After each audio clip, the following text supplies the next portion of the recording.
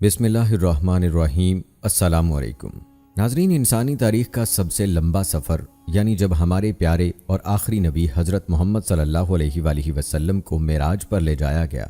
यह मेराज का सफ़र तारीख़ इस्लाम के वाक़यात और नबी मुकर्रम सल्लल्लाहु अलैहि वसल्लम के मोजज़ात में से एक अजीम मोजज़ा है।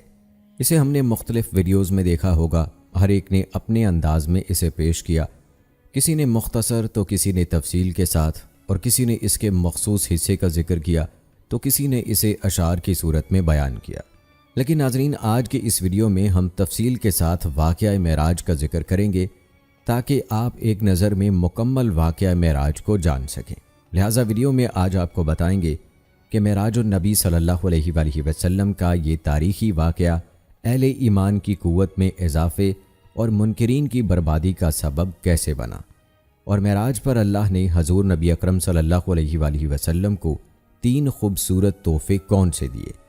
आज की इस वीडियो में आप ये भी जानेंगे कि मेराज में आप सल्लल्लाहु अलैहि वसल्लम ने क्या देखा, मेराज के इस सफ़र में क्या क्या वाक़यात पेश आए, मेराज में नमाज़ों की फ़र्ज़ियत का वाक़या कैसे पेश आया ये भी आप जानेंगे, और सिदरतुल मुंतहा क्या है इस हवाले से भी आपको आगाह करेंगे, और आइंस्टाइन की थीरी में वाक़या मेराज का साइंसी सबूत भी आपको बताएंगे।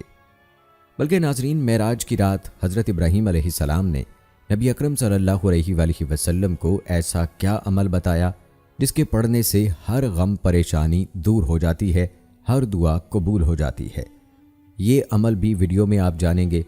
नाजरीन, मेराज का वाक़या मुस्तनद रिवायात के मुताबिक रजब की 27 तारीख़ यानी 26 और 27 तारीख़ की दरमियानी शब सन 12 नबवी को पेश आया। इस वाक़े को इसरा और मेराज कहते हैं। इसरा के लुग़वी मानी है रात को चलाना या ले जाना, जबकि इस्तिलाह शरीयत में इसरा के मानी है रात के एक हिस्से में नबी अकरम सल्लल्लाहु अलैहि वसल्लम का मस्जिद हराम यानी खाना काबा से मस्जिद अक्सा यानी बैतुल मुक़द्दस तक बुराक पर तशरीफ़ ले जाना। ये ज़मीनी सफ़र था और चूँकि रात के वक्त हुआ था इसलिए इसे इसरा कहा जाता है, जबकि लफ्ज़ मेराज उरूज से है और उरूज के मानी चढ़ने और बुलंद होने के हैं, जबकि मेराज के मानी जीने और सीढ़ी के हैं। इस्तिलाह शरीयत में मेराज से मुराद ये है कि नबी करीम सल्लल्लाहु अलैहि वसल्लम को रात के एक मखसूस हिस्से में रूह और जिस्म के साथ मस्जिद अक्सा यानी बैतुल मुक़द्दस से 7 आसमानों और जन्नत व दोज़ख के मुशाहिदात और सैर कराई गई, और आप सल्लल्लाहु अलैहि वसल्लम वहाँ तक पहुँचे जहाँ तक इससे पहले कोई इंसान या बशर नहीं पहुँचा। नबी अकरम सल्लल्लाहु अलैहि वसल्लम ने वो कुछ मुशाहिदा किया जो अब तक दूसरे अनबिया अलैहिस्सलातु वस्सलाम ने भी नहीं किया था। इन मुशाहिदात में सबसे अहम, आला और अरफा मुशाहिदा ये था कि हजूर नबी अकरम सल्लल्लाहु अलैहि वसल्लम अल्लाह ताला के दीदार से मुशर्रफ हुए। नबी अकरम सल्लल्लाहु अलैहि वसल्लम ने अपने रब की बड़ी बड़ी निशानियां देखीं। अल्लाह ताला का इरशाद है, पाक है वो ज़ात जो अपने बंदे को रातों रात मस्जिद हराम से मस्जिद अक्सा तक ले गई, जिसके माहौल पर हमने बरकतें नाजिल की हैं ताकि हम उन्हें अपनी कुछ निशानियां दिखाएं। बेशक वो हर बात सुनने वाली और हर चीज़ देखने वाली है। जबकि मेराज यानी आसमानों पर जाने और दीदारे इलाही से मुशर्रफ होने का तज़किरा सूरह नजम की इब्तदाई आयात में है। वाक़या इसरा व मेराज 4 मराहिल पर मुश्तमिल है। सबसे पहला मरहला ये है कि आप सल्लल्लाहु अलैहि वसल्लम के साथ इस सफ़र में मस्जिदुल हराम से लेकर 7 आसमानों की सैर, दीदारे इलाही और फिर मक्का मुकरमा वापसी तक क्या हालात पेश आए। दूसरा मरहला ये है कि इस सफ़र में आप सल्लल्लाहु अलैहि वसल्लम ने कुछ ऐसे अजाइब कुदरत का मुशाहिदा किया कि जिनमें आपको अच्छे आमाल की जज़ा और बुरे आमाल की सज़ा मिसाली शक्ल में दिखाई गई। तीसरा मरहला ये है कि इस सफ़र इसरा मेराज के मकासद क्या थे। चौथा मरहला ये है कि जब आप सल्लल्लाहु अलैहि वसल्लम ने ये वाक़या बयान फरमाया तो कुफार मक्का और मुसलमानों का क्या रद्द अमल था, और इस सिलसिले में खसूसियत के साथ हज़रत अबू बकर सिद्दीक़ रज़ियल्लाहु ताला अन्हो का क्या किरदार था। जहाँ तक पहले मरहले का ताल्लुक़ है कि सफ़र मेराज में क्या क्या उमूर किस किस तरह पेश आए, इसकी तमाम तफसीलात और कैफियत यूँ बयान हुई हैं कि रबीउल अव्वल की शब आप सल्लल्लाहु अलैहि वसल्लम अपनी चचाज़ाद बहन उम्मे हानी के घर महवे इस्तराहत थे। मकान की छत शक हुई, उसमें से हज़रत जिब्राईल अलैहिस्सलाम वारिद हुए اور آپ صلی اللہ علیہ وآلہ وسلم کو اٹھایا۔ کچھ سوتے کچھ جاگتے یعنی نیم بیداری کی حالت میں آپ صلی اللہ علیہ وآلہ وسلم کو مسجد الحرام میں حتیم میں خانہ کعبہ سے بالکل متصل زمزم کے کنویں کے قریب لٹا دیا گیا۔ اب آپ مکمل طور پر بیدار تھے اور تمام حالات کا مشاہدہ فرما رہے تھے۔ آپ کے سینہ مبارک کو حلق کے گڑھے سے لے کر ناف تک چاک کیا گیا۔ آپ صلی اللہ علیہ وآلہ وسلم کا دل مبارک نکال کر اسے زمزم کے پانی سے بھرے ہوئے ایک سونے کے تشت میں دھویا گیا۔ پھر ایک اور تشت آیا جس میں ایمان و حکمت اور نور نبوت تھا، وہ قلب میں بھر دیا گیا اور پھر قلب اطہر کو اس کے اصلی مقام پر رکھ کر آپ صلی اللہ علیہ وآلہ وسلم کا سینہ درست کر دیا گیا۔ آپ صلی اللہ علیہ وآلہ وسلم کے سامنے ایک سفید جانور لایا گیا جو جسامت میں گھوڑے سے کچھ چھوٹا تھا، جس کا نام براق تھا۔ براق برق سے ہے، برق کے اصلی معنی بجلی کے ہیں اور براق کے معنی بجلی کی طرح تیز دوڑنے والے کے ہیں۔ چونکہ اس جانور کی رفتار بہت زیادہ تھی، یہاں تک کہ اس کا ایک قدم وہاں جا کر پڑتا تھا جہاں تک انسان کی نگاہ پہنچ سکتی ہے۔ آپ صلی اللہ علیہ وآلہ وسلم براق پر سوار ہو گئے۔ آپ صلی اللہ علیہ وآلہ وسلم کے ساتھ حضرت جبرائیل علیہ السلام تھے۔ راستے میں آپ صلی اللہ علیہ وآلہ وسلم کا گزر ایک ایسی زمین پر ہوا جہاں کھجور کے درخت بہت کثرت سے تھے۔ اس زمین پر آپ صلی اللہ علیہ وآلہ وسلم نے 2 رکعت نماز نفل پڑھی۔ حضرت جبرائیل علیہ السلام نے بتایا کہ یہ مدینہ کی زمین ہے جہاں آپ صلی اللہ علیہ وآلہ وسلم ہجرت کر کے آئیں گے۔ آپ صلی اللہ علیہ وآلہ وسلم کی اگلی منزل طور سینا تھی۔ یہاں بھی آپ نے شجر طور کے پاس 2 رکعت نماز نفل پڑھی۔ حضرت جبرائیل امین علیہ السلام نے بتایا کہ یہ وہ مقام ہے جہاں اللہ تبارک و تعالی حضرت موسیٰ علیہ السلام سے ہم کلام ہوئے۔ آپ صلی اللہ علیہ وآلہ وسلم کی تیسری منزل بیت اللحم تھی۔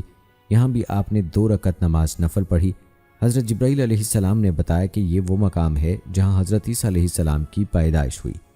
وہاں سے آپ صلی اللہ علیہ وآلہ وسلم مسجد اقصیٰ یعنی بیت المقدس تشریف لے گئے اور وہاں آپ نے انبیاء کی امامت فرمائی۔ اس طرح آپ صلی اللہ علیہ وآلہ وسلم امام الانبیاء کے لقب سے مشہور ہوئے۔ جب آپ مسجد سے باہر تشریف لائے تو شراب اور دودھ کے 2 پیالے خدمت اقدس میں پیش کیے گئے۔ آپ نے دودھ کا پیالہ اٹھا لیا۔ حضرت جبرائیل علیہ السلام نے کہا کہ آپ نے فطرت کو پسند فرمایا، شراب سے آپ کی امت گمراہ ہو جاتی۔ وہاں سے آپ صلی اللہ علیہ وآلہ وسلم حضرت جبرائیل علیہ السلام کے ہمراہ پہلے آسمان کے دروازے پر پہنچے جسے باب حفظہ کہا جاتا ہے۔ فرشتوں نے پرتپاک استقبال کیا۔ یہاں ایک بزرگ ہستی سے ملاقات ہوئی تو حضرت جبرائیل علیہ السلام نے بتایا یہ نسل انسانی کے بانی ابو البشر حضرت آدم علیہ السلام ہیں۔ آپ صلی اللہ علیہ وآلہ وسلم نے انہیں سلام کیا۔ انہوں نے سلام کا جواب دیتے ہوئے اے صالح بیٹے اور نبی کے الفاظ استعمال کیے۔ ان کے دائیں بائیں جانب بے شمار لوگ تھے، دائیں طرف دیکھتے تو مسکراتے اور بائیں جانب نظر پڑتی تو غمگین ہو جاتے۔ آپ صلی اللہ علیہ وآلہ وسلم نے سوالیہ نظروں سے جبرائیل علیہ السلام کو دیکھا۔ انہوں نے کہا یہ نسل آدم ہے، سیدھی جانب نیک لوگ ہیں اور بائیں جانب برے۔ اس کے بعد آپ صلی اللہ علیہ وآلہ وسلم دوسرے آسمان پر تشریف لے گئے۔ یہاں 2 نوجوان پیغمبروں حضرت یحییٰ اور حضرت عیسیٰ علیہ السلام سے تعارف ہوا۔ تیسرے آسمان پر چوتھی ہستی یہ حضرت یوسف علیہ السلام تھے۔ چوتھے آسمان پر حضرت ادریس علیہ السلام نے استقبال کیا۔ 5ویں آسمان پر حضرت ہارون علیہ السلام نے استقبال کیا اور 6ٹھے آسمان پر حضرت موسیٰ کلیم اللہ سے ملاقات ہوئی۔ 7ویں آسمان کے عجائبات ہی کچھ اور تھے۔ زمین پر کعبۃ اللہ کے عین اوپر بیت المعمور فرشتوں کا قبلہ ہے۔ ایک وقت میں 70,000 فرشتے اس کا طواف کر رہے تھے، پھر دوبارہ ان کی باری نہیں آتی۔ اس سے ٹیک لگائے حضرت ابراہیم علیہ السلام بیٹھے تھے۔ وہ حضور صلی اللہ علیہ وآلہ وسلم کے ہم شکل تھے۔ انہوں نے ابن صالح اور نبی صالح کے الفاظ کے ساتھ سلام کا جواب دیا اور فرمایا آپ اپنی امت کو میرا سلام پہنچائیے اور انہیں بتائیے کہ جنت کی مٹی خوشبودار ہے اور اس کا پانی شیریں ہے، وہ وسیع و ہموار اس کے بیل بوٹے سبحان اللہ والحمد للہ ولا الہ الا ہوا واللہ اکبر ولا حول ولا قوت الا باللہ العلی العظیم ہیں۔ یعنی جو شخص جس قدر یہ الفاظ پڑھے گا اس کے لیے جنت میں پھلدار درخت لگتے چلے جائیں گے۔ 7ویں آسمان سے آپ صلی اللہ علیہ وآلہ وسلم سدرۃ المنتہا پر پہنچے۔ سدرہ ایک بیری کا درخت ہے، اس کی جڑیں 7ویں آسمان میں ہیں اور یہ بہت بلند ہے۔ اس کے پتے ہاتھی کے کان کے برابر ہیں اور پھل مٹکوں کی طرح فرشتے جگنوں کی مانند ان پتوں پر تھے۔ وہ حالت قیام میں سبحان اللہ کا ورد کر رہے تھے۔ یہیں انہوں نے معزز مہمان اور آخری نبی صلی اللہ علیہ وآلہ وسلم کا دیدار کیا۔ सिदरत मुंतहा आलम खुल्क और रब्बुस السماوات والارض के दरमियान हद फासिल है। यहाँ तमाम मखलूक़ात का इल्म ख़त्म हो जाता है। ये वो जगह है जहाँ ज़मीन से ऊपर जाने वाली और ऊपर से उतरने वाली अशिया रुक जाती हैं। इससे आगे आलमुल ग़ैब है, जिसका इल्म न किसी मुकर्रब फरिश्ते को है और न किसी रसूल को है। इसी मकाम पर जन्नतुल मावा है, जिसका ज़िक्र सूरह नजम में है। रसूल अल्लाह सल्लल्लाहु अलैहि वसल्लम जन्नत में दाखिल हुए। उसमें वो तमाम नेमतें हैं जिसे किसी आँख ने देखा ना कान ने सुना। मुशाहिदा जन्नत के बाद हज़रत जिब्राईल अलैहिस्सलाम सिदरतुल मुंतहा से कुछ आगे एक मकाम पर रुक गए और अर्ज़ किया, अगर इस मकाम से बाल बराबर भी आगे बढ़ूँ तो जलकर खाक हो जाऊँगा। बैतुल मामूर से आप सल्लल्लाहु अलैहि वसल्लम को मकाम मुस्तवी तक अरूज हुआ। हज़रत जिब्रील अलैहिस्सलाम ने अर्ज़ किया कि अब आप सल्लल्लाहु अलैहि वसल्लम का और आपके रब का मामला है। हज़रत इब्न उमर रज़ियल्लाहु ताला अन्हु ने इब्न अब्बास रज़ियल्लाहु ताला अन्हु से पूछा कि क्या रसूल अल्लाह सल्लल्लाहु अलैहि वसल्लम ने अपने रब को देखा था? तो कहा हाँ, और ज़्यादा मशहूर उनसे ये है कि अपने रब को अपनी आँख से देखा। उनसे ये बात कई तरह से रिवायत की गई है कि अल्लाह ताला ने मूसा अलैहिस्सलाम को कलाम के साथ, इब्राहीम अलैहिस्सलाम को खल्लत के साथ और मोहम्मद सल्लल्लाहु अलैहि वसल्लम को दीदार के साथ ख़ास किया है। बारगाही इलाही में सलाम अर्ज़ करने के लिए ये अल्फाज अलका हुए, अत्तहियातु लिल्लाहि वस्सलावातु वत्तय्यिबातु, तमाम कौली, बदनी और माली इबादतें अल्लाह के लिए हैं। अल्लाह ताला का जवाब आया, अस्सलामु अलैका अय्युहन नबिय्यु व रहमतुल्लाहि व बरकातुहु, सलाम हो आप सल्लल्लाहु अलैहि वसल्लम पर, ए नबी, और अल्लाह की रहमत और उसकी बरकतें। हजूर सल्लल्लाहु अलैहि वसल्लम ने दोबारा अर्ज़ किया, अस्सलामु अलैना वाला इबादिल्लाहि स्सालिहीन, सलाम हो हम पर और अल्लाह ताला के तमाम नेक बंदों पर। उस पर हज़रत जिब्राईल अलैहिस्सलाम और मलाइका में से हर एक की आवाज़ सुनाई दी, अशहदु अल्ला इलाहा इल्लल्लाहु व अशहदु अन्ना मुहम्मदन अब्दुहु व रसूलुहु, मैं गवाही देता हूँ कि अल्लाह के सिवा कोई माबूद नहीं, और मैं गवाही देता हूँ कि मोहम्मद सल्लल्लाहु अलैहि वसल्लम अल्लाह के बंदे और उसके रसूल हैं। इस मुलाकात में अल्लाह ताला ने आप सल्लल्लाहु अलैहि वसल्लम को 3 ऐसी चीज़ें अता फरमाईं जो आप सल्लल्लाहु अलैहि वसल्लम से पहले किसी नबी को नहीं दी। नंबर 1, मेराज का तोहफ़ा 5 फ़र्ज़ नमाज़ों की सूरत में दिया गया। नंबर 2, सूरह बकरा की आखिरी 3 आयात बराह रास्त हक शानुहू से अता हुई। और नंबर 3, आप सल्लल्लाहु अलैहि वसल्लम की उम्मत को गुनाहों की सज़ा या बग़ैर सज़ा के बख्शने के बाद जन्नत में दाखिले की खुशखबरी सुनाई गई, बशर्त ये कि वो अल्लाह ताला के साथ किसी को शरीक ना ठहराएं। ये वो तहाइफ हैं जो जन्नत के ख़जानों में हजूर सल्लल्लाहु अलैहि वसल्लम के तवस्सुल से उनकी उम्मत को अता हुए। छठे आसमान पर तशरीफ़ लाए तो हज़रत मूसा अलैहिस्सलाम ने पूछा, महराज का क्या तोहफ़ा लाए? फरमाया 50 नमाज़ें। हज़रत मूसा अलैहिस्सलाम ने कहा कि मुझे अपनी उम्मत का तजर्बा है, उसकी पाबंदी आप सल्लल्लाहु अलैहि वसल्लम की उम्मत से भी ना हो सकेगी। तखफ़ीफ़ की दरख्वास्त पर कम होते होते 5 फ़र्ज़ नमाज़ें रह गईं। हज़रत मूसा अलैहिस्सलाम ने मज़ीद कमी का मशवरा दिया। आप सल्लल्लाहु अलैहि वसल्लम ने फरमाया, मुझे बार बार अपने फ़र्ज़ से अर्ज़ करते हुए हया आती है। इतने में नदा आई, 5 नमाज़ें नाफिज कर दी गईं, लेकिन इसका सवाब 50 के बराबर होगा। और ये भी इरशाद हुआ कि जिसने नेकी का इरादा किया और अमल नहीं किया, उसके लिए 1 नेकी लिखी जाएगी। अगर अमल कर लिया तो 10 नेकियों का सवाब मिलेगा, और जिसने बुराई का इरादा किया और अमल नहीं किया तो नामा अमाल में कुछ नहीं लिखा जाएगा, अमल करे तो 1 गुनाह लिखा जाएगा।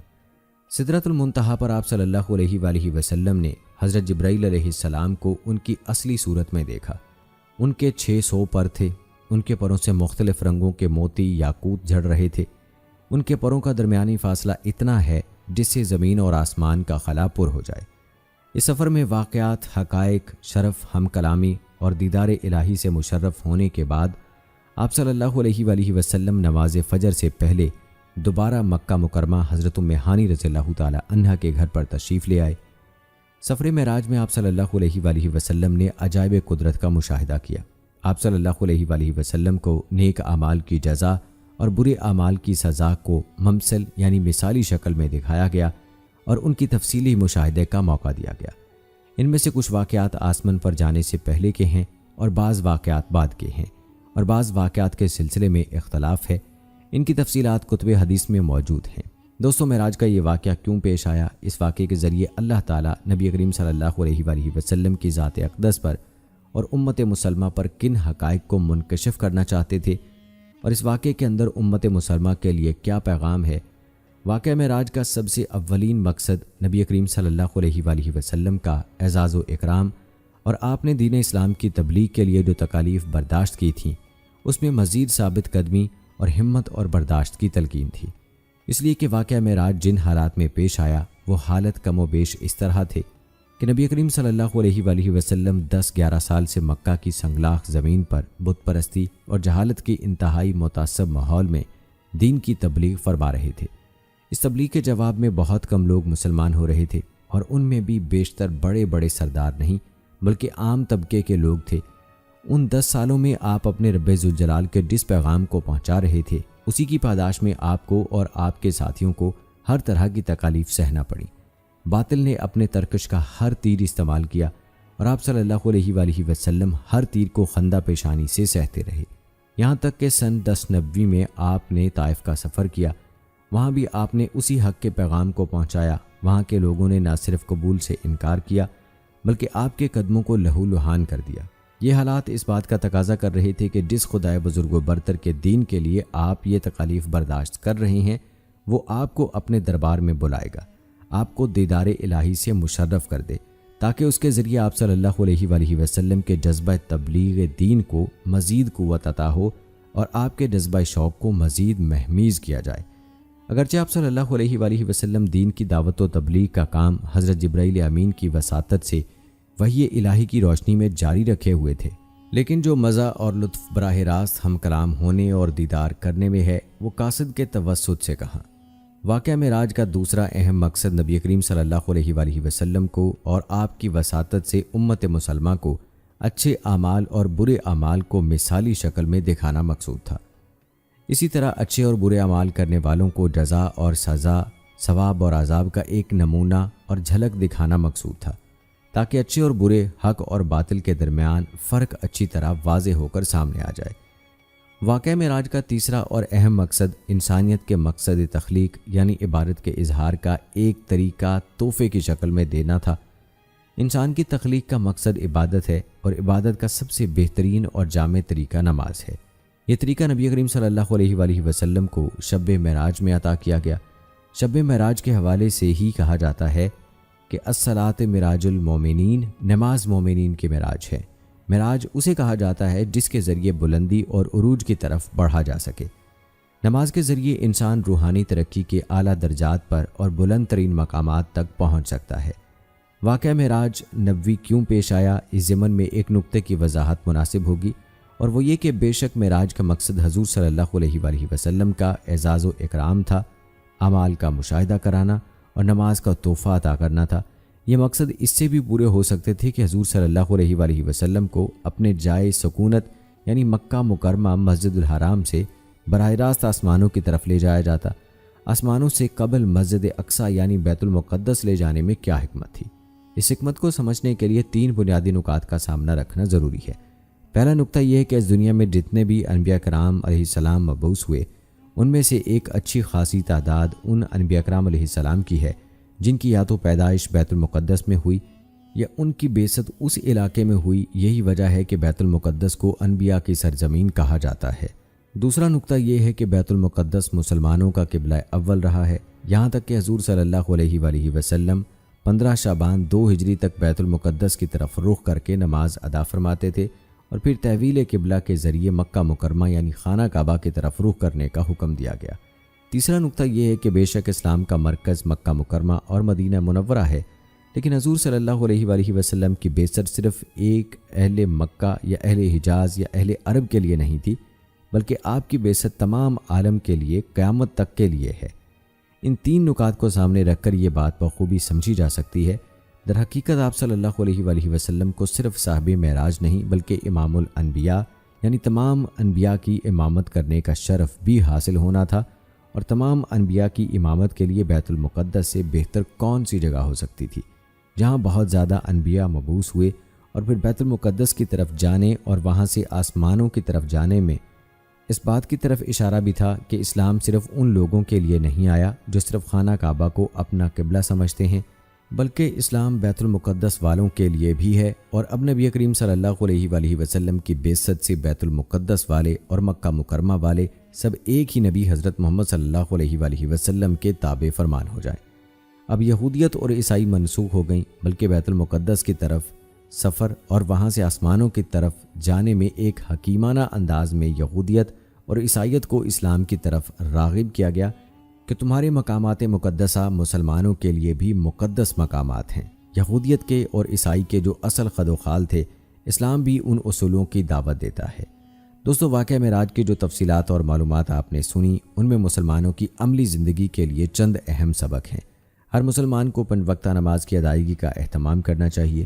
5 وقتہ نماز ہی ایسی عبادت ہے کہ اللہ تعالیٰ نے بغیر کسی واسطے کے اپنے پیارے حبیب صلی اللہ علیہ وآلہ وسلم کو شب معراج کے تحفے کے طور پر اس امت محمدیہ کے لیے پیش کیا۔ اس لیے اللہ تعالیٰ کی جانب سے پیش کیے جانے والے اس تحفے کا حق یہ ہے کہ ان نمازوں کو اپنے وقت پر اس کے تمام فرائض، واجبات اور سنن و آداب کا خیال رکھتے ہوئے ادا کیا جائے۔ واقعہ معراج کی تفصیلات کو پڑھا جائے تو ان میں آپ صلی اللہ علیہ وآلہ وسلم کو جن گناہوں کی سزا مثالی شکل میں دکھائی گئی، ان گناہوں سے مکمل بچیں۔ ان کی سزائیں اتنی خطرناک اور اذیت ناک ہیں کہ ان کے تصور سے ہی انسان کو خوف آنے لگتا ہے۔ اللہ نہ کرے اگر ہم ان برے کاموں میں مبتلا ہو گئے تو کیسے ان سزاؤں کو برداشت کر سکیں گے؟ اللہ تعالیٰ ان برائیوں سے ہماری اور تمام مسلمانوں کی حفاظت فرمائے۔ واقعہ معراج میں آپ صلی اللہ علیہ وآلہ وسلم کو مسجد حرام یعنی خانہ کعبہ سے مسجد الاقصیٰ یعنی بیت المقدس لے جانے اور وہاں پر انبیاء کی امامت کے ذریعے یہ بتا دیا گیا کہ بیت المقدس بھی مسلمانوں کے لیے مقدس مقامات میں سے ایک ہے، اور اس کا احترام اور تقدس مسلمانوں کے عقیدے کا حصہ ہے، اور اس کی حفاظت اور اس کی بے حرمتی سے بچانا اسلامی غیرت کا تقاضا ہے۔ مسجد اقصیٰ بیت المقدس مسلمانوں کا قبلہ اول ہے۔ حضور صلی اللہ علیہ وآلہ وسلم اور صحابہ کرام رضوان اللہ اجمعین نے پوری مکی اور مدنی زندگی کے تقریباً 1 سال 6 مہینے تک بیت المقدس کی طرف رخ کر کے نماز ادا کی تھی۔ ان تمام حقائق کی روشنی میں مسجد الاقصیٰ یعنی بیت المقدس پر یہودیوں کا قبضہ غاصبانہ اور ظالمانہ ہے، لہٰذا مسلمانوں کو اپنے قبلہ اول کو یہودیوں سے آزاد کرانے کی ہر جد و جہد میں حصہ لینا چاہیے، اور انشاءاللہ ایک وقت آئے گا کہ مسلمان اس میں کامیاب ہوں گے۔ دوستو، اللہ رب العزت کا عمومی ضابطہ نظام اور قانون یہ ہے کہ جب کسی بندے سے امتحان لیتے ہیں وہ کامیاب ہوتا ہے تو اللہ رب العزت اس امتحان کی کامیابی پر دنیا و آخرت کے انعامات سے نوازتے ہیں۔ گزشتہ انبیاء علیہ الصلوۃ والسلام سے اللہ تعالیٰ نے امتحانات لیے اور وہ تمام کے تمام کامیاب بھی ہوئے، لیکن سب سے بڑے امتحانات ہمارے نبی کریم صلی اللہ علیہ وآلہ وسلم سے لیے ہیں۔ حضور اکرم صلی اللہ علیہ وآلہ وسلم نے اعلان نبوت کے بعد مکہ مکرمہ کی 13 سالہ زندگی میں امتحانات اور قربانیوں کی انتہا کر دی۔ سب سے پہلے جو حضور صلی اللہ علیہ وآلہ وسلم نے اعلان نبوت فرمایا تو آپ صلی اللہ علیہ وآلہ وسلم کے چچا ابو لہب نے مخالفت کی۔ صرف مخالفت ہی نہیں بلکہ بددعائیہ کلمات کہے۔ اس نے کہا، العیاذ باللہ، اے محمد تیرے ہاتھ ٹوٹ جائیں، کیا تو نے اس لیے جمع کیا تھا؟ اس کا جواب اللہ رب العزت نے دیا، ابو لہب تو برباد ہو، تو نے میرے لاڈلے محمد کو یہ بددعا کیوں دی ہے؟ یہ بہت بڑا حملہ جو اس نے کیا، یعنی نبی کریم صلی اللہ علیہ وآلہ وسلم کی مخالفت۔ دیکھیے، سب سے پہلی دعوت میں حضور صلی اللہ علیہ وآلہ وسلم کا چچا مقابلے میں کھڑا ہوا تھا، اور ادھر جب نبی کریم صلی اللہ علیہ وآلہ وسلم مکہ مکرمہ کی گلیوں میں جاتے ہیں تو آپ صلی اللہ علیہ وآلہ وسلم کی چچی ام جمیل آپ صلی اللہ علیہ وآلہ وسلم کے راستے میں کانٹے بچھاتی ہیں۔ حضور صلی اللہ علیہ وآلہ وسلم دین کی دعوت کے لیے نکلتے ہیں تو نبی کریم صلی اللہ علیہ وآلہ وسلم کا سگا چچا ابو جہل آپ صلی اللہ علیہ وآلہ وسلم کی مخالفت کرتا ہے۔ آدمی غیروں سے لڑائی لڑ لیتا ہے لیکن اپنوں سے لڑائی نہیں لڑتا۔ ہمارے ہاں عموماً ایک جملہ لوگ اپنی زبان سے کہہ دیتے ہیں کہ تیری جگہ کوئی اور ہوتا تو میں دیکھتا بات کیسے کرتا ہے، مجھے تیری عمر رشتے کا حیا ہے۔ آپ صلی اللہ علیہ وآلہ وسلم عام آدمی کے خلاف ہاتھ اور زبان استعمال نہیں کرتے تھے، اور جب مد مقابل چچا اور چچی ہو پھر آپ خود اندازہ فرمائیں حضور صلی اللہ علیہ وآلہ وسلم کے دل پر کیا گزرتی ہوگی کہ اپنے گھر کے لوگ مخالفت کر رہے ہیں۔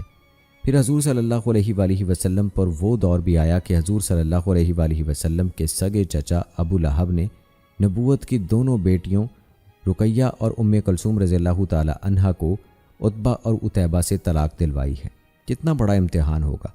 پھر حضور صلی اللہ علیہ وآلہ وسلم کو 3 سال کے لیے شیب ابی طالب کی اس گھاٹی میں بند کیا جہاں نہ کسی کا آنا اور نہ ان کا باہر جانا، کھانا پینا بھی ختم، تعلقات بھی ختم، سوشل بائیکاٹ۔ ہاشم اور مکہ والوں نے یہ معمولی بات نہیں، 1-2 دن خاندان بائیکاٹ کرے تو دماغ ٹھکانے آ جاتا ہے۔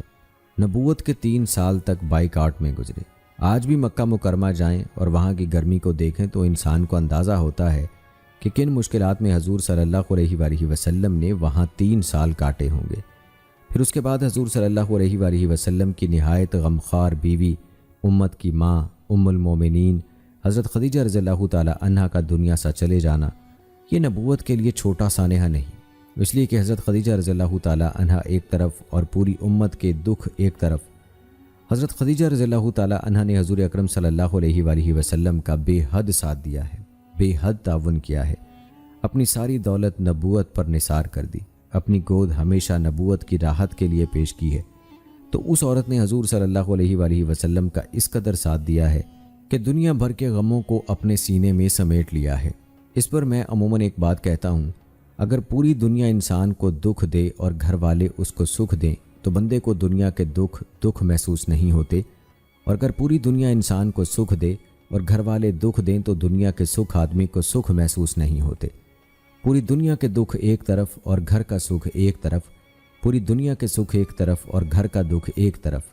دنیا میں کسی بندے نے تحریکی کام کرنا ہو تو اسے سب سے بڑا جو سہارا چاہیے وہ اس کی بیوی اور اس کے گھر والے ہوتے ہیں۔ دوستو، جیسے کہ پہلے بتایا کہ آپ صلی اللہ علیہ وآلہ وسلم حضرت ام ہانی کے گھر سو رہے تھے، جبرائیل امین علیہ السلام فرشتوں کے ساتھ آئے، دروازے سے آنے کی بجائے چھت پھاڑ کر اندر آئے، آپ کو اٹھایا اور حتیم کعبہ لے گئے، وہاں سے زمزم کے کنویں پر تشریف لے گئے، وہاں کلب اطہر کو نکالا اور اس کو زمزم کے پانی سے دھویا اور ایمان و حکمت سے اس کو بھر دیا۔ حضور صلی اللہ علیہ وآلہ وسلم کے دونوں شانوں کے درمیان مہر نبوت لگا دی گئی۔ پھر براق پر سوار کرا کے حضور صلی اللہ علیہ وآلہ وسلم کا سفر شروع ہوا۔ مدینہ منورہ پہلا سٹاپ تھا اور طور سینہ دوسرا سٹاپ، بیت اللحم تیسرا سٹاپ، بیت المقدس چوتھا سٹاپ۔ یہاں سے نبی کریم صلی اللہ علیہ وآلہ وسلم آسمان پر تشریف لے گئے۔ آسمان اول، دوم، سوم، چہارم، پنجم، ششم اور ہفتم 7 آسمان تک پہنچے اور پھر وہاں سے آپ سدرۃ المنتہا تک گئے ہیں، سریر الاقلام تک، پھر عرش معلیٰ تک، وہاں سے واپس تشریف لائے ہیں۔ یہاں میں نے 1-2 باتیں عرض کرنی ہیں جو ہمارے احکامات کے متعلق ہیں۔ ایک بات یہ سمجھیں کہ حضور صلی اللہ علیہ وآلہ وسلم جب معراج کے سفر پر جا رہے تھے تو راستے میں 3 اہم واقعات حضور صلی اللہ علیہ وآلہ وسلم کے ساتھ پیش آئے۔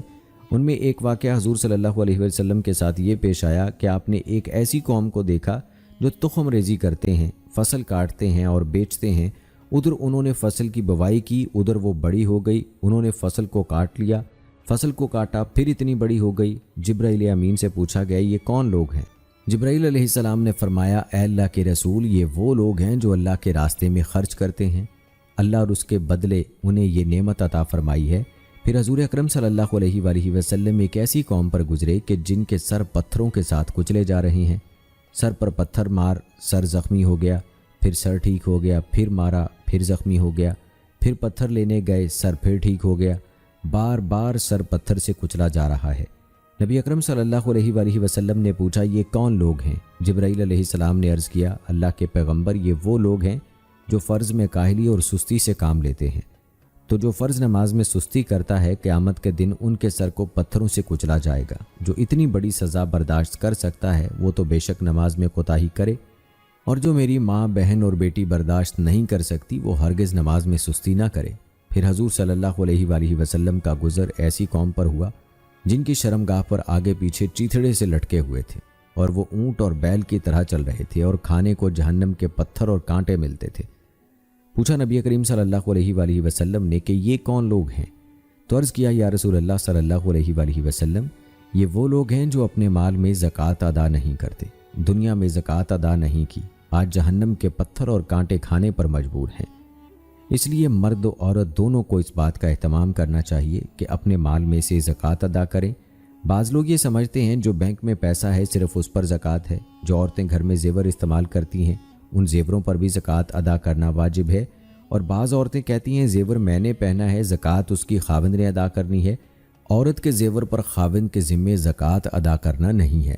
ہاں اگر خاوند بیوی مشاورت کے ساتھ طے کر لیں اور خاوند خوشی سے دے دے تو دے سکتا ہے، ورنہ زیور پہننا ہی نہیں چاہیے۔ اگر زکوٰۃ ادا نہیں کر سکتی تو زیور وہ پہنیں جو زکوٰۃ ادا کر سکتی ہیں۔ پھر حضور صلی اللہ علیہ وآلہ وسلم کا گزر ایک ایسی قوم پر ہوا جن کے سامنے دو قسم کے گوشت موجود ہیں، ہنڈیا میں پکا ہوا اچھا گوشت اور ایک ہنڈیا میں پکا ہوا گندا بدبودار گوشت، اور یہ اچھا گوشت چھوڑ کر گندا گوشت کھا رہے ہیں۔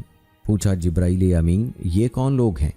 عرض کیا یہ وہ لوگ ہیں جن کے پاس حلال پاک منکوحہ بیویاں موجود ہیں اور ان کو یہ چھوڑ کر غیر محرم اور ناپاک عورتوں کے ساتھ بدکاری کرتے ہیں۔ اسی طرح یہ وہ عورتیں ہیں جو پاک اور حلال شوہر کو چھوڑ کر زنا کی لعنت میں لت پت ہیں۔ اللہ حفاظت فرمائے۔ زنا اتنا سخت گناہ ہے، بہت بڑا جرم ہے۔ یہ بات ذہن نشین فرمائیں، شادی شدہ عورت کا نامحرم مرد سے تعلق رکھنا کماری لڑکی کے تعلق رکھنے سے بڑا گناہ ہے، اور دنیا میں خدا نے سزا کا فرق یہ کیا ہے کہ اگر عورت کماری ہو اور مرد کمارا ہو اور ان کے ناجائز تعلقات ہوں تو ان کو 100 کوڑے مارے جائیں گے، اور اگر شادی شدہ ہوں تو شریعت کوڑوں کی بات نہیں کرتی بلکہ کندھوں تک زمین میں دفن کر کے پتھروں کے ساتھ مار مار کر قتل کر دیا جائے۔ اسے رجم کہتے ہیں، کیونکہ جرم بہت بڑا ہے۔ اگرچہ کماری لڑکی کا جرم بھی بہت بڑا ہے، لیکن شادی شدہ کا جرم اس سے بھی بڑا ہے۔ جب اس کے پاس حلال موجود ہے تو حرام کے پاس کیوں گئی؟ بہرحال پھر حضور صلی اللہ علیہ وآلہ وسلم کا گزر ایک ایسی لکڑی پر ہوا جس کے پاس سے گزرتی ہے اس کو چیر دیتی ہے۔ پوچھا جبرائیل امین یہ لکڑی کون سی ہے؟ انہوں نے کہا یا رسول اللہ صلی اللہ علیہ وآلہ وسلم یہ لکڑی نہیں، یہ وہ لوگ ہیں جو ڈاکے ڈالتے اور چوریاں کرتے تھے۔ ان کے گندے عمل کو بیان کرنے کے لیے یہ مثال دی۔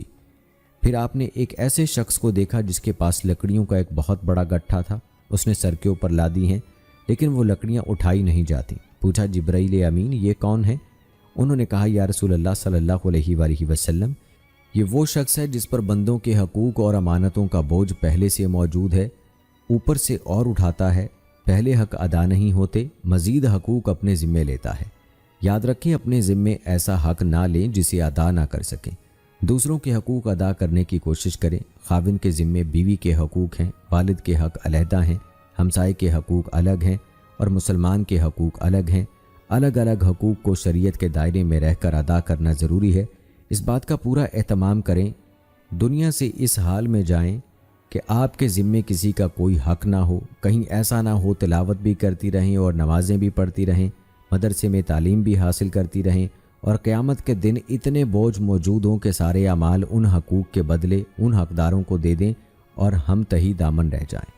دوستو رسول اللہ صلی اللہ علیہ وآلہ وسلم کی معراج کا سب سے اہم مرحلہ تیسرا مرحلہ ہے، اور در حقیقت معراج مصطفیٰ صلی اللہ علیہ وآلہ وسلم وہ تیسرا مرحلہ ہی ہے۔ یہ سدرۃ المنتہا سے لے کر وصال ربوبیت کا مرحلہ ہے۔ اس مرحلے کو اپنی حیثیت اور علم کے مطابق بیان کرنے سے پہلے ایک اہم نقطہ پیش ہے کہ اللہ کریم نے رسول اللہ صلی اللہ علیہ وآلہ وسلم کے بارے میں فرمایا ہم نے آپ کو تمام جہانوں کے لیے رحمت بنا کر بھیجا۔ آپ قرآن مجید کے الفاظ پر غور کریں کہ فرمایا تمام جہانوں کے لیے رحمت۔ لہٰذا رسول اللہ صلی اللہ علیہ وآلہ وسلم اس جہان دنیا کے لیے، آسمانوں کے لیے اور جہاں جہاں جہاں آباد ہے، چاہے وہ یہ زمین ہو یا کوئی اور سیارہ، ہماری کہکشاں یا ہمارا سولر سسٹم ہو، یا کائنات میں کہیں دور لاکھوں نوری سال کی دوری پر موجود کسی اور کہکشاں میں کوئی اور سولر سسٹم، سدرۃ المنتہا ہو یا جنت الفردوس کے محلات، جہاں کہیں بھی کوئی جہان ہے وہاں رسول اللہ صلی اللہ علیہ وآلہ وسلم کی رسالت اور رحمت موجود۔ گویا تمام مخلوق اور تمام جہان رسول اللہ صلی اللہ علیہ وآلہ وسلم کی رحمت کے تحت ہیں۔ لہٰذا جو جگہ، شے، مکان اور جہاں خود رحمت نبی صلی اللہ علیہ وآلہ وسلم کے تحت ہو، وہاں اس نبی صلی اللہ علیہ وآلہ وسلم کی معراج کا کمال کیسے ممکن ہے؟ معراج کا کمال ہی تب ہوگا جب نبی کریم صلی اللہ علیہ وآلہ وسلم اپنی حدود رسالت اور رحمت سے نکل کر خاص وصال ربوبیت کے انوار و تجلیات میں جائے گا۔ اللہ کریم نے سورہ نجم میں ارشاد فرمایا کہ اور تمہارے صاحب حضور نبی مکرم صلی اللہ علیہ وآلہ وسلم اپنے سفر معراج میں بھٹکے نہ بہکے۔ اس آیت کریمہ کا اطلاق بھی معراج کے تیسرے مرحلے میں ہی ہوتا ہے، کیونکہ اس سے پہلے تو لاکھوں فرشتے ساتھ تھے، براق کی سواری تھی، لے جانے والے جبرائیل علیہ السلام تھے، تو اس پوری سیر میں بھٹکنے اور بہکنے کا سوال ہی پیدا نہیں ہوتا۔ اس آیت کا اطلاق ہی تب ہوا جب جبرائیل علیہ السلام نے کہا یا رسول اللہ صلی اللہ علیہ وآلہ وسلم اگر میں انگلی کے ایک پورے کے مانند بھی اس سے آگے بڑھا تو ضرور جل جاؤں گا۔ قرآن و حدیث میں پہلے 2 مراحل کے کئی واقعات موجود ہیں، لیکن تیسرے مرحلے کا بغیر وضاحت و تفصیل فقط اشارہ بیان ہے، کیونکہ انسانی عقل جہاں تک بھی ترقی کر لے تیسرے مرحلے کے ادراک کی ابتدا کو کبھی نہیں پہنچ سکتی۔ اس لیے اللہ کریم نے اس مرحلے کے بارے میں فقط اتنا فرمایا ہے کہ پھر وہ رب کریم اپنے محبوب سے اور قریب اور پھر اور زیادہ قریب ہو گیا۔ بس پھر رب کریم اور نبی کریم صلی اللہ علیہ وآلہ وسلم کے درمیان 2 کمانوں کا فاصلہ رہ گیا، یا وصال خداوندی میں وہ فاصلہ اس سے بھی کم ہو گیا۔ پھر اس اللہ کریم نے جو چاہا اپنے بندہ خاص یعنی رسول مکرم صلی اللہ علیہ وآلہ وسلم پر وحی فرمائی۔ غور فرمائیں کہ اللہ کریم نے قرب وصال کی کوئی حد ہی بیان نہیں کی، بلکہ فقط اتنا کہہ دیا کہ 2 کمانوں سے بھی زیادہ قریب ہو گئے، اور پھر جو چاہا وہ اللہ نے وحی فرمایا۔ گویا اللہ کریم نے یہ بھی راز میں رکھا کہ کیا وحی فرمایا، کسی کو کیا عرض کی، وہ کیا وحی ہوئی۔ ایک وحی تو قرآن ہے جو ہمارے سامنے ہے، اور ایک وحی واقعہ معراج کی بھی ہے جو اللہ اور رسول کا آپس کا راز ہے۔ رسول اللہ صلی اللہ علیہ وآلہ وسلم نے ارشاد فرمایا کہ جس رات مجھے معراج کرایا گیا، میرا گزر ایسے لوگوں پر ہوا جن کے ناخن تانبے کے تھے اور وہ اپنے چہروں اور سینوں کو چیل رہے تھے۔ میں نے جبرائیل علیہ السلام سے دریافت کیا کہ یہ کون لوگ ہیں؟ انہوں نے جواب دیا کہ یہ وہ لوگ ہیں جو لوگوں کے گوشت کھاتے ہیں، یعنی ان کی غیبت کرتے ہیں اور ان کی بے آبروئی کرنے میں لگے رہتے ہیں۔ آپ صلی اللہ علیہ وآلہ وسلم نے فرمایا کہ میرا گزر ایسے لوگوں پر بھی ہوا جن کے پیٹ اتنے بڑے بڑے تھے جیسے انسانوں کے رہنے کے گھر ہوتے ہیں۔ ان میں سانپ تھے جو باہر سے ان کے پیٹوں میں نظر آ رہے تھے۔ میں نے کہا اے جبرائیل یہ کون لوگ ہیں؟ انہوں نے کہا یہ سود کھانے والے ہیں۔ آپ صلی اللہ علیہ وآلہ وسلم کا گزر ایسے لوگوں کے پاس سے بھی ہوا جن کے سر پتھروں سے کچلے جا رہے تھے، کچل جانے کے بعد پھر ویسے ہی ہو جاتے تھے جیسے پہلے تھے۔ اسی طرح یہ سلسلہ جاری تھا، ختم نہیں ہو رہا تھا۔ آپ نے پوچھا یہ کون لوگ ہیں؟ جبرائیل علیہ السلام نے کہا کہ یہ لوگ فرض نمازوں میں سستی کرنے والے ہیں۔ آپ صلی اللہ علیہ وآلہ وسلم کا گزر ایسے لوگوں کے پاس سے بھی ہوا جن کی شرمگاہوں پر آگے پیچھے سے چیتڑے لگے ہوئے تھے اور اونٹ و بیل کی طرح چرتے اور کانٹے دار خبیث درخت اور جہنم کے پتھر کھا رہے ہیں۔ آپ صلی اللہ علیہ وآلہ وسلم نے پوچھا یہ کون لوگ ہیں؟ جبرائیل علیہ السلام نے کہا یہ وہ لوگ ہیں جو اپنے مالوں کی زکوٰۃ ادا نہیں کرتے۔ آپ صلی اللہ علیہ وآلہ وسلم کا گزر ایسے لوگوں کے پاس سے بھی ہوا جن کے سامنے ایک ہانڈی میں پکا ہوا گوشت ہے اور ایک ہانڈی میں کچا اور سڑا ہوا گوشت رکھا ہے۔ یہ لوگ سڑا ہوا گوشت کھا رہے ہیں اور پکا ہوا گوشت نہیں کھا رہے۔ آپ صلی اللہ علیہ وآلہ وسلم نے دریافت کیا یہ کون لوگ ہیں؟ جبرائیل علیہ السلام نے کہا یہ وہ لوگ ہیں جن کے پاس حلال اور طیب عورت موجود ہے، مگر وہ زانیہ اور فاحشہ عورت کے ساتھ شب باشی کرتے ہیں اور صبح تک اسی کے ساتھ رہتے ہیں، اور وہ عورتیں ہیں جو حلال اور طیب شوہر کو چھوڑ کر کسی زانی اور بدکار شخص کے ساتھ رات گزارتی ہیں۔ آپ صلی اللہ علیہ وآلہ وسلم کا گزر ایسی قوم پر ہوا جن کی زبانیں اور باچھیں لوہے کی کینچیوں سے کاٹی جا رہی تھیں۔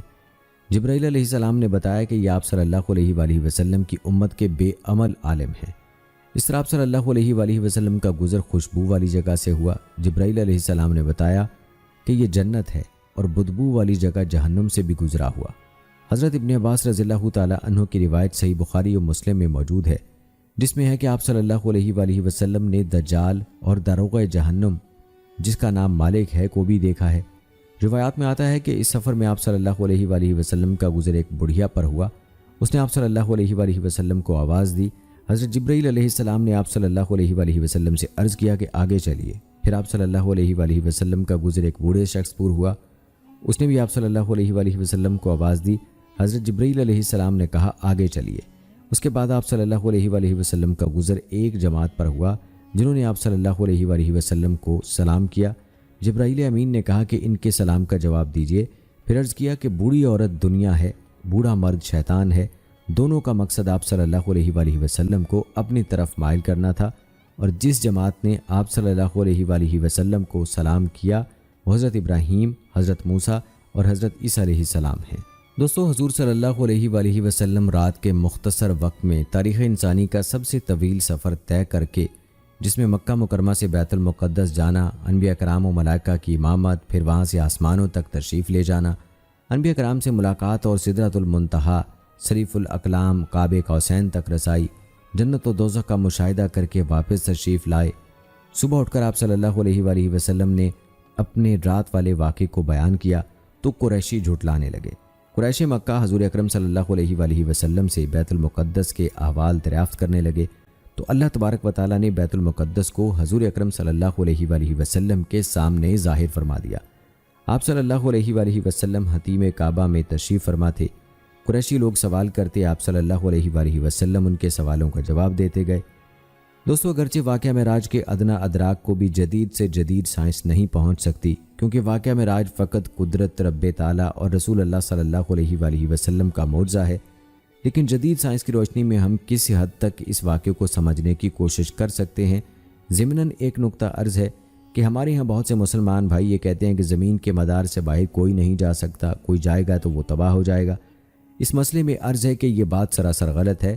اللہ کریم نے قرآن مجید میں یہ بیان فرمایا کہ قسم ہے چاند کی، جب وہ پورا دکھائی دیتا ہے تم ضرور طبق در طبق سواری کرو گے، پس کیا ہے انہیں کہ وہ اللہ کی بیان کی ہوئی پیش گوئیوں پر ایمان نہیں لاتے۔ آیت کریمہ میں واضح ہے کہ انسان پہلے ایک طبق پر جائے گا اور پھر اس سے دوسرے طبق پر جائے گا۔ اللہ کریم نے یہ راستہ و طریقہ بیان فرمایا ہے، نہ کہ خلائی سفر و سیاروں کی تسخیر کی حد۔ اب جدید سائنس نہ جانے کتنے طبقات تک سفر کرے گی، یہ بات مزید تحقیق طلب ہے کہ طبق سے مراد ایک سیارہ ہے یا خلائی اسٹیشن یا ایک پولر سسٹم۔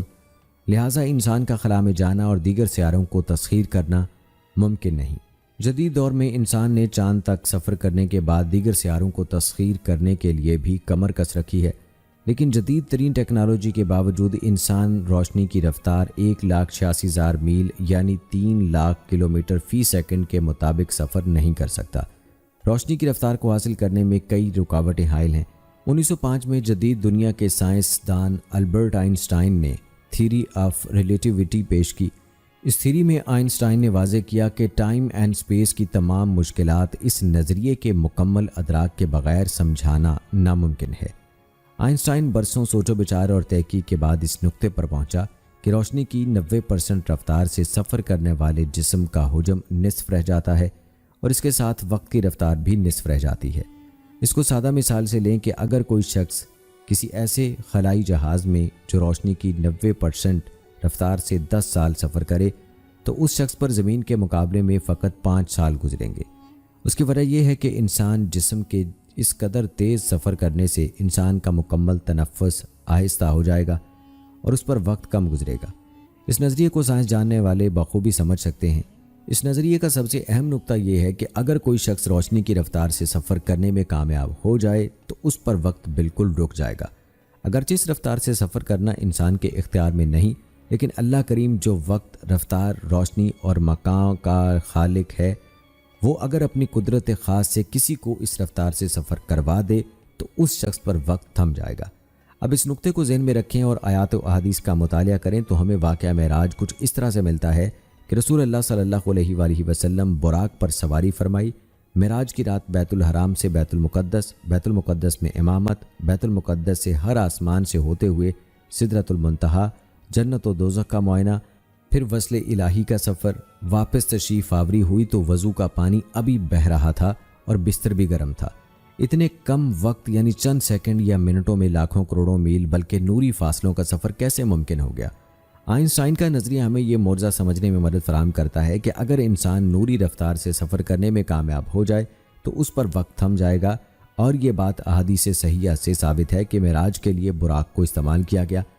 عربی میں براق برق کی جمع ہے اور عربی جمع کا کم از کم اطلاق 3 کے عدد پر ہوتا ہے، لہٰذا اگر زیادہ نہ صحیح براق کو 3 برق ہی مان لیا جائے، اور برق کا مطلب روشنی یعنی لائٹ ہے، اور روشنی یا نور کی رفتار 1,86,000 میل فی سیکنڈ بنتی ہے، اور اس کو براق پر قیاس کرتے ہوئے 3 سے ضرب دے دیں تو یہ رفتار 5,58,000 میل فی سیکنڈ بنے گی۔ گویا سیاح لامکان صلی اللہ علیہ وآلہ وسلم کی سواری کی کم از کم رفتار 5,58,000 میل فی سیکنڈ تھی۔ البرٹ آئنسٹائن کی تھیوری آف ریلیٹیوٹی کی اس تھیوری کو سامنے رکھیں اور احادیث و واقعات معراج کا سائنسی مطالعہ کریں تو اس جدید نظریے کی بنیاد پر بھی اسلام اور واقعات معراج کی سچائی واضح ہوتی ہے۔ خاص کر معراج کے اتنے بڑے واقعے میں صرف چند سیکنڈ یا منٹ کیسے لگے، حضور صلی اللہ علیہ وآلہ وسلم کے لیے وقت کیسے تھم گیا۔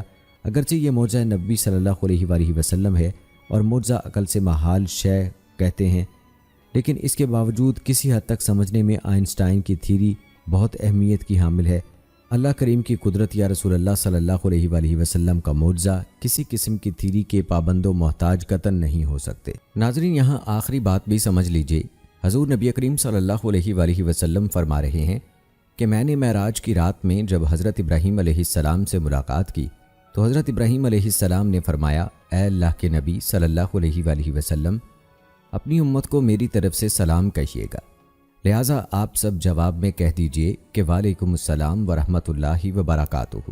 پھر حضرت ابراہیم علیہ السلام نے فرمایا کہ دوسری بات اپنی امت کو یہ بتائیے گا کہ جنت کی زمین پلین ہے، پدری ہے، یعنی جنت کی زمین ایک چٹیل میدان کی مانند ہے۔ جنت کی زمین میں اگر آپ کی امت درخت لگانا چاہتی ہے، یعنی جنت کی زمین میں آپ کی امت گھر بنانا چاہتی ہے، محل بنانا چاہتی ہے، تو جنت میں درخت لگانے کا طریقہ یہ ہے کہ آپ کی امت کہے سبحان اللہ، الحمدللہ، اللہ اکبر، لا الہ الا اللہ۔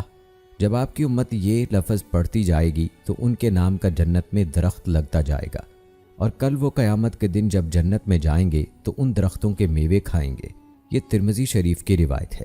لہٰذا جو بندہ بھی لا الہ الا اللہ کو پڑھتا ہے تو اس کے بارے میں حضور نبی اکرم صلی اللہ علیہ وآلہ وسلم نے فرمایا، اے لوگو، جو لا الہ الا اللہ زیادہ پڑھتا ہے تو اللہ رب العالمین اس بندے سے 99 بیماریاں دور فرما دیتے ہیں، اور سب سے کم درجے کی بیماری اس کے پڑھنے سے جو انسان سے دور کی جاتی ہے وہ غم اور فکر ہے۔ اور ناظرین، آج انسانوں کو جو سب سے بڑی بیماری لگی ہے وہ فکر اور غم اور ٹینشن ہے، تو اس کلمے کے پڑھنے سے اللہ پاک اس بندے سے غم اور فکر ہمیشہ کے لیے دور کر دیتے ہیں۔ یہ سب سیدنا ابراہیم علیہ السلام نے بتایا ہے، اور اس کی مزید فضیلت کو بتا رہے ہیں ہمارے آخری نبی حضرت محمد صلی اللہ علیہ وآلہ وسلم، تو اب اس میں شک کی کوئی بات نہیں ہے۔ دوستو، صرف کمی ہے تو ہماری جو ہم پڑھ نہیں رہے۔ اس کلمے لا الہ الا اللہ، اس کو ہم پڑھنا شروع کریں گے تو جنت میں درخت لگتے جائیں گے۔